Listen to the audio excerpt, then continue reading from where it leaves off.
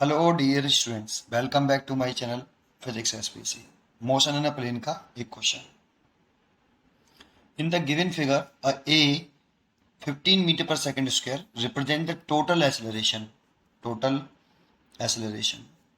of a particle moving in clockwise direction in a circle of radius 2.5 meter at given instant of time.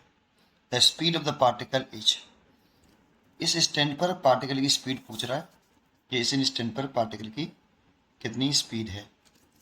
ठीक है, और clockwise चल रहा है, ये हमसे फाइंड आउट करने की कह रहा है। तो देखो, इसमें जो एक्सेलरेशन है, जो टोटल एक्सेलरेशन है, इसकी डायरेक्शन टुवर्ड द सेंटर नहीं है। और जब भी टोटल एक्सेलरेशन की डायरेक्शन टुवर्ड द सेंटर ना हो तो वो नॉन यूनिफॉर्म सर्कुलर मोशन होता है। और उसमें टोटल एक्सेलरेशन के दो कंपोनेंट्स होते हैं, एक टेंजेंशियल एक्सेलरेशन और एक सेंट्रीपिटल एक्सेलरेशन। जब वो यूनिफॉर्म सर्कुलर मोशन होता है ना, तो उसमें टेंजेंशियल एक्सेलरेशन जीरो होता है, और सेंट्रीपिटल एक्सेलरेशन होता है, उसी को टोटल एक्सेलरेशन कहते हैं। और टोटल एक्सेलरेशन की डायरेक्शन टूवर्ड द सेंटर होती है।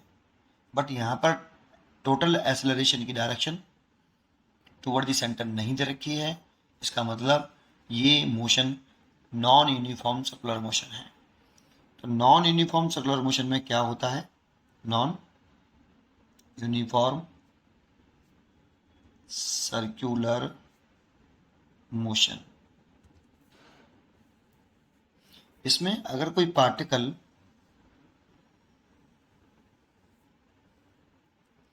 जैसे इसमें डायग्राम दे रखा है कि ये इसकी सेंटर है, ये वाला, इसकी ये रेडियस हो गई, यहाँ पर एक्सेलरेशन की डायरेक्शन ऐसे दे रखी है, इससे 30 डिग्री बनाते हुए, ये टोटल एक्सेलरेशन है। अगर इस एक्सेलरेशन के हम कंपोनेंट्स करें तो एक आएगा टेंजेंशियल एक्सेलरेशन 80, और एक होगा सेंट्रीपिटल एक्सेलरेशन या रेडियल एक्सेलरेशन भी बोल सकते हो, AC। और ये इन दोनों का नेट एक्सेलरेशन है। तो जो नेट एक्सेलरेशन है ए वेक्टर बराबर tangential vector plus centripetal acceleration. तो नेट एक्सेलरेशन की जो डायरेक्शन होती है, टोटल एक्सेलरेशन की जो वैल्यू होती है, वो मैग्नीट्यूड निकालें तो रूट के अंदर 80 का स्क्वायर प्लस AC का स्क्वायर प्लस 280 AC और कॉस 90 डिग्री। क्योंकि ये दोनों कैसे हैं? परपेंडिकुलर हैं। ये टेंजेंशियल है और ये रेडियल है, इसीलिए ये कॉस 90, तो ये टोटल एक्सेलरेशन आएगा वो रूट के अंदर 80 का स्क्वायर प्लस AC का स्क्वायर होगा, ऐसे। लेकिन हमसे स्पीड पूछ रहा है, पार्टिकल कितनी इस इंस्टेंट पर पार्टिकल की स्पीड क्या है, ये v, ये हमसे कैलकुलेट करने की कह रहा है।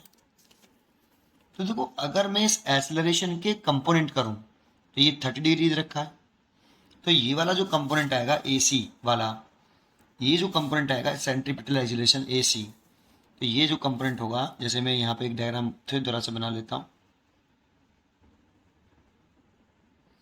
ये ऐसे है, ये इस तरह से दे रखा था आपको, टोटल एक्सेलरेशन ये 30 डिग्री है।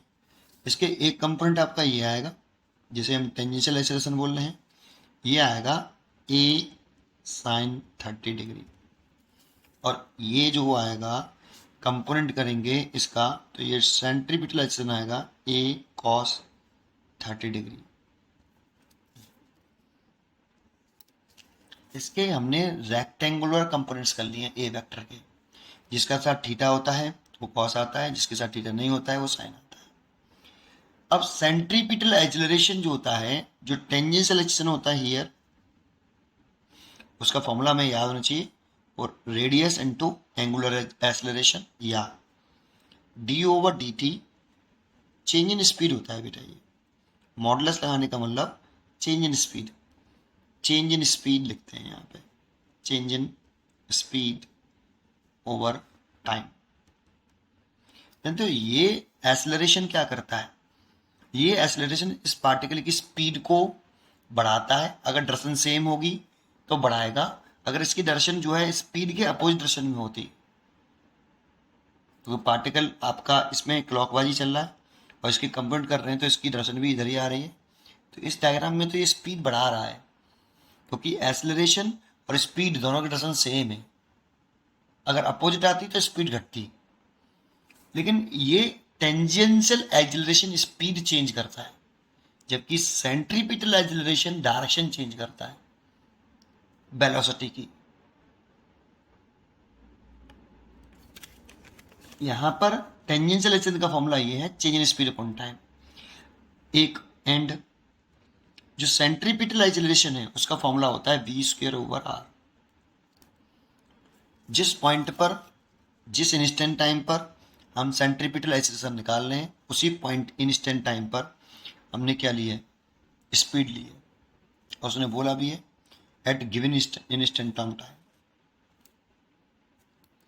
ठीक है। एंड टोटल एक्सेलरेशन होता है ए, ये होता है change in velocity, change in velocity over time.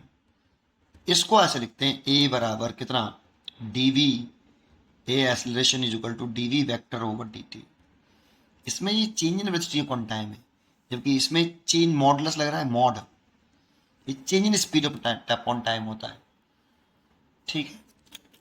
तो ये फॉर्मूले हमें पहले जानकारी होनी चाहिए, लेकिन एक्सेलरेशन की जो डायरेक्शन है टोटल, वो टुवर्ड द सेंटर नहीं है इसमें, इसलिए नॉन यूनिफॉर्म सर्कुलर मोशन का ये एग्जांपल है। ठीक है। अब कुछ नहीं है, कर दो। सेंट्रीपिटल एक्सेलरेशन का वैल्यू यहाँ पे a cos 30 डिग्री है, a की वैल्यू 15 दे रखी है हमें, 15 मीटर पर सेकेंड स्क्वायर। और cos 30 की वैल्यू हम जानते हैं वो होती है √3/2। और AC की वैल्यू यहाँ पे क्वेश्चन में हमने कंपोनेंट किया, तो AC की वैल्यू a cos 30 है, वो निकाल ली। और AC की जो वैल्यू है वो कितनी है, v²/r।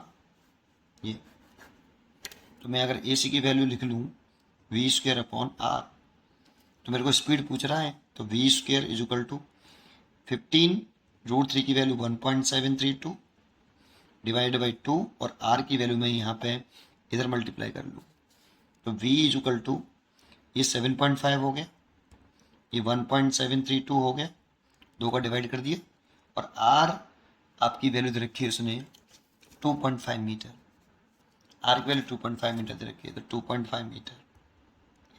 ये v² है तो इसका रूल लेना पड़ेगा।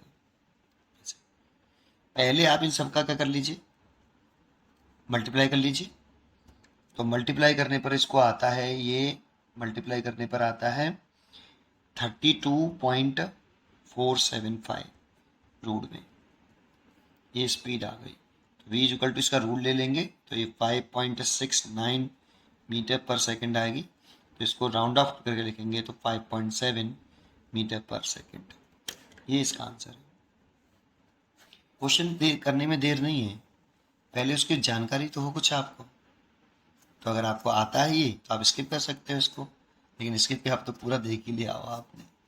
ठीक है, पढ़ते रहिए और खुश रहिए। Thank you.